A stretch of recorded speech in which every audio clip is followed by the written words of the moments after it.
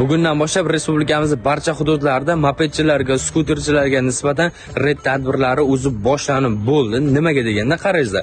O'zbekiston Respublikasining Vazirlar Mahkamasining 2024-yildagi 393-sonli qaroriga muvofiq mopedlarni, skuterlarni boshqarish uchun oddiy tilda aytganda A toifadagi haydovchilik guvohnomasini olish kerak edi va bu talab 2025-yil 1-oktyabrga qadar uzaytirilgan edi va mopedi bor, skuteri bor odamlar mana shu A toifadagi haydovchilik guvohnomasini 1-oktyabrga qadar olish kerak edi va olganlar bo'ldi, olmaganlar endi javobgarlikka tortilishi mumkin agar mopedlarni, skuterlarni A toifadagi haydovchilik guvohnomasisiz boshqaradigan bo'lsa. Bundan tashqari, agar siz mopedingiz, skuteringiz bo'ladigan bo'lsa, uni davlat ro'yxatidan o'tkazasiz va avtor raqam taqishingiz shart va A toifadagi haydovchilik guvohnomasini olishingiz kerak va yo'lda harakatlanayotganda bosh shlemingiz bilan harakatlanish kerak va shunga o'xshash yana bir qancha talablar mavjud. Aks holatda hurmatli fuqarolar javobgarlikka tortilib ketishlaringiz mumkin. Videoni tezlashtirib, mopedda, skuter bor, ayniqsa dastavkada ishlaydigan tanishlaringizga yuborib qo'yinglar, yo'lda ehtiyot bo'lsin. Javobgarlikka tortilib ketishlari mumkin.